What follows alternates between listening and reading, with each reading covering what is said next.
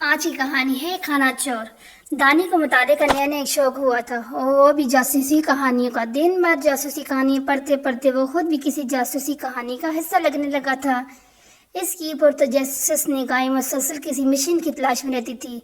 वो हर शख्स इससे चलता फिरता केस नजर आता था। स्कूल में स्पोर्ट डे की तैयारियों की वजह से बच्चों का सुबह स्कूल का वक्त ग्राउंड में गुजरता।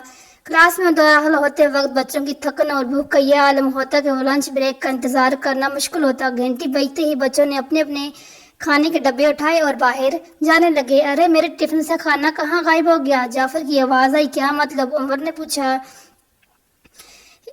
उमर ने मतलब ये कि मेरे खाने का डब्बा खाली है। मैंने खुद अम्मी को इसमें लंच रखते हुए देखा है।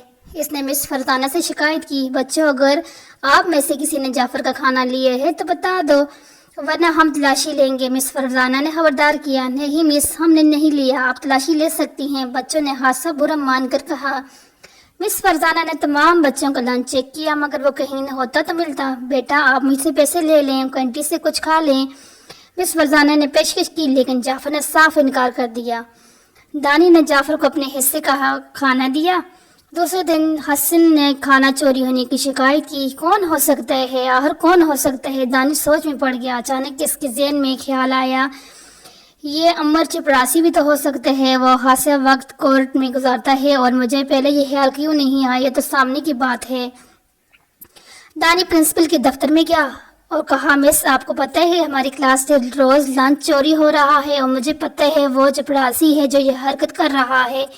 इसकी ड्यूटी हमारी तरफ ही होती है, इसके अलावा कोई हो ही नहीं सकता। दानी ने पुरयकीन लहजे में कहा। मिस अदीला के चेहरे के तासरात बदल रहे थे। वो बोली, अमर हमारे 20 साल पुराना मुलाजिम है और आपके वालिद की उम्र क्या है? क्या वो बच्चों का खाना चोरी करेगा? आइंदा आप बगैर तहकीक के किसी पर इल्ज़ाम लगाया तो आपसे बाज़परस्त होगी। अब आप जा सकते हैं। मिस अदीला ने अच्छी खासी डांट पिला दी थी। दानी शर्मिंदा होकर निहायत बोझ दिल के साथ क्लास में दाखिल हुआ और अपनी सीट पर जाकर बैठ गया। दानी ने महसूस किया कि खेल के दौरान इमरान अमूमन वॉशरूम जाता है। अभी वो कुछ सोच रहा था कि फ़र्क इसके सर वाजिद ने दानी से इसके होमवर्क का पूछा। सर, मैं कल होमवर्क करना भूल गया था। दानी ने सर खुजलाया। दानी, आप स्पोर्ट में भी नहीं होते, आप लाइब्रेरी में बैठकर अपना काम करेंगे। सर वाजिद ने दानी को हिदायत दी। दानी की तमन्ना की मुराद पर आई थी। लाइब्रेरी से मुसलसल इमरान की निगरानी कर सकता था। जैसे ही इमरान वॉशरूम के बहाने क्लास की तरफ कदम बढ़ाए, दानी ने भी फ़ौरन क्लास को रोक किया और देखा कि इमरान असद के बस्ते से लंच निकाल कर खा रहा था। दानी सोच रहा था कि क्या करे। फिर इसने मिस फरजाना से बात करने का फैसला किया। मिस फरजाना, मुझे पता है वो कौन है जो लंच खा रहा है।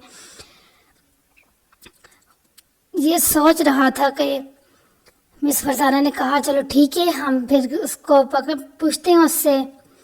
लेकिन दानी ने कहा, नहीं, हम उसको रंगे हाथे पकड़ेंगे। यार जाफर, आज मेरी अम्मी ने खाने में बहुत ज़बरदस्त चीज़ तैयार की है। दूसरे दिन सुबह दानी ने इमरान को सुनाने के लिए ज़ोर से कहा, वक्फे में खाऊंगा, इस वक्त भूख लगी होती है। हस्बे तवक्को इमरान ने खेलों के दौरान वॉशरूम का बहाना बनाकर क्लास को रोक किया और सीधा दानी के बैग में से लंच निकालकर बर्गर खाने के लिए जैसे ही मुंह में रखा, मिस फरजाना की आवाज़ आई, ठहरे इमरान। इमरान के हाथ से बर्गर नीचे गिर गया और इसके हाथ कांपने लगे। क्लास में मिस फरजाना के अलावा चपरासी भी मौजूद था। इमरान की ये हरकत देख रहा था। मिस फरजाना को गुस्सा आ गया। मिस, मेरी अम्मी ऑफिस में काम करती हैं, इन्हें सुबह जल्दी जाना होता है, मुझे पैसे पकड़वा देती हैं। पैसे बचाने की खातिर मैंने ये गलती की, मुझे माफ़ कर दें, आइंदा मैं ऐसा नहीं करूँगा। इमरान ने रोते हुए कहा। उमर ने तारीफी नज़रों से दानी को देखा। भाई दानी, तुम तो बहुत अच्छे खासे जासूस हो। हाँ, बस इस चक्कर में डांट हासी पड़ गई। दानी को प्रिंसिपल और सर वाजिद की डांट याद आ गई।